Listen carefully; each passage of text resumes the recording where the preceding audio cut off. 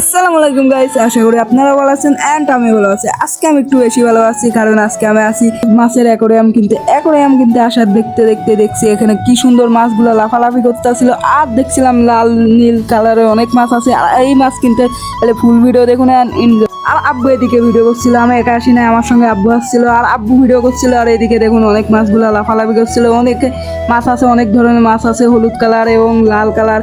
আর আমি একটা মাছেরও নাম জানি না শিওর ভাবে, কি কি মাছ এগুলোর নাম আমি জানি না। এখানে অনেক ধরনের মাছ আছে এবং যাদের ব্ল্যাক কালার মাছগুলো পছন্দ সেগুলাও আছে। তো এখানকার মাছগুলার আমি কিচ্ছুই জানি না, নাম জানি না। কিন্তু এখানে এগুলা অ্যাকোরিয়াম সহ নিতে আপনাকে বাজেট রাখতে হবে 4 থেকে 5 হাজার টাকা, তার মধ্যেই অ্যাকোরিয়াম সহ মাছ নিতে পারবেন। আর আমি এদিকে ঘোরাঘুরি করতেছিলাম, দেখতেছিলাম কোন মাছটা নেওয়া উচিত হবে।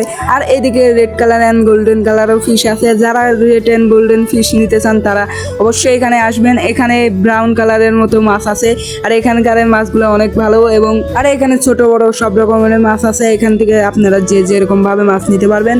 আর এখানে কি কি মাছ আছে এগুলোর নাম আমি সঠিক আগে বলছি জানি না। আর এখানে মূলত আজকে আমি মাছ কিনতে আসি নাই, মাছ দেখতে আসছি। আর আমরা এর পরের বার এসে নিয়ে যাব মাছগুলা। আর এদিকে অনেক ধরনের মাছ আছে, আমি আর একটু ঘোরাফেরা করে দেখছিলাম। আর এই জায়গার লোকেশন হলো যে ঢাকা সাভার আশুলিয়া বটতলা ক্যান্টনমেন্ট। আর যাদের এই ধরনের মাছ পছন্দ তারা অবশ্যই কমেন্টে বলে যাবেন। আর এই মাছগুলো এখানকার সবচেয়ে সেরা আমার কাছে মনে হয়। আর এই মাছগুলাই আমার সবচেয়ে বেশি ভালো লাগছে। আমি এর পরের বার এই মাছগুলাই নেওয়ার চেষ্টা করব। আর যাদের বাসায় এই মাছগুলো আছে তারা অবশ্যই কমেন্টে বলে যাবেন। আর ভিডিওটা ভালো লাগলে অবশ্যই লাইক কমেন্ট করবেন। আর এই মাছগুলোর নাম আমি জানি না, আপনারা যদি এই মাছগুলোর নাম জেনে থাকেন তাহলে অবশ্যই বলে যাবেন।